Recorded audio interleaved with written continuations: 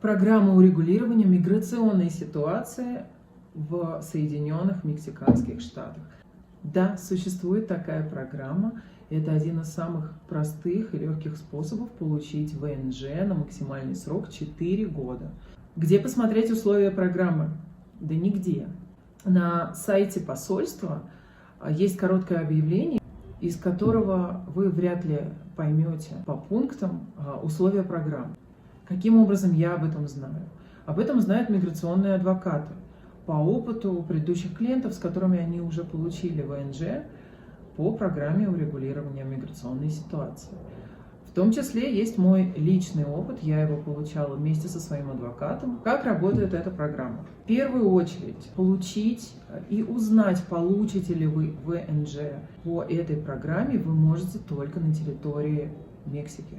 После того, как вам отсканируют паспорт в миграционной службе и посмотрят историю ваших посещений и путешествий в Мексику. Что важно в программе для получения ВНЖ на 4 года? Вы должны были приезжать в Мексику с 2015 года по 2021 и сейчас находитесь на территории Мексики, запрашиваете ВНЖ по этой программе. Кто не может обратиться за получением ВНЖ по этой программе? В первую очередь, если вы приезжали в Мексику до 2015 года.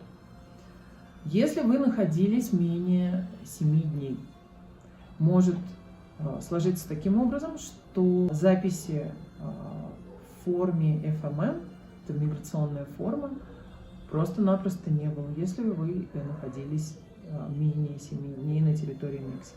Если вы приезжали, пересекая границу, сухопутную границу, например, из США, может получиться по записи в системе миграционной службы просто нет. Если вы меняли фамилию, все это лишь мнение, это может усложнить вопрос получения. Но если у вас, например, на руках есть старый паспорт со штампом, вы можете оспорить решение миграционного офицера. В том числе, если вы на тот момент были несовершеннолетним, что не важно для подачи на получение ВНЖ по программе урегулирования. Смена паспорта, если ваша фамилия осталась той же самой. Гражданство. Программа урегулирования миграционной ситуации доступна для граждан всего мира. Нарушение миграционного режима.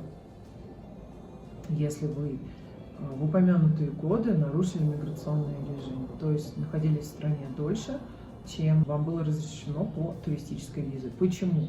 Потому что одно из важных условий программы урегулирования, вы сейчас, по сути, должны нарушить миграционный режим в том числе.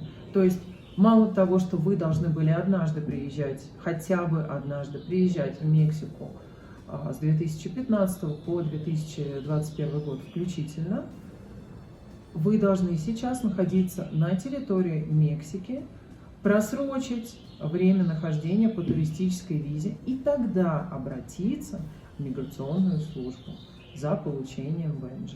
Повторный въезд. Неважно, когда вы сделали повторный въезд, тот самый въезд, в момент которого вы решили обратиться за получением ВНЖ. То есть это может быть и в текущем году. Главное соблюсти вот тот самый интервал времени, о котором я уже говорила. Что не важно, срок туристической визы. Вы въезжаете на территорию Мексики, и таможенный офицер ставит вам срок, разрешенный срок нахождения на данный момент по туристической визе в стране. Это может быть максимальный срок 180 дней, могут быть только даты поездки, это не важно. Таким образом, если вы получите меньший срок, вы быстрее сможете обратиться в миграционную службу за получением ВНЖ. На что необходимо обратить внимание?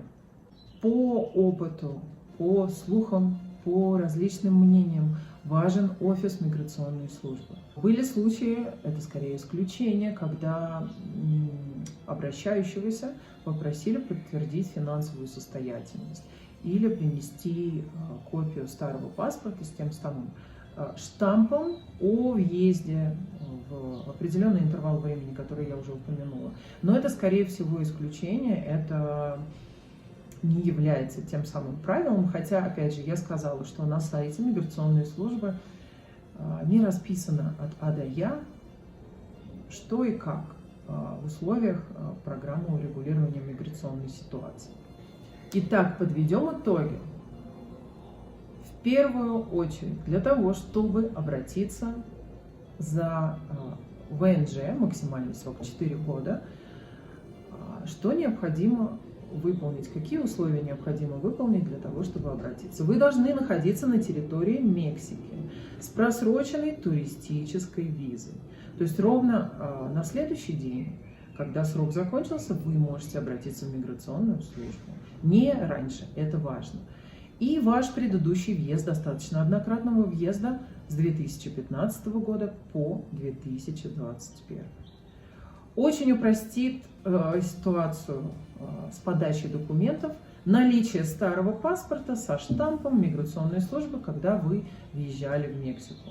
Это случилось со мной, но, опять же, это не обязательное условие. В офисе миграционной службы при сканировании паспорта должна быть вся информация о вашей истории въезда.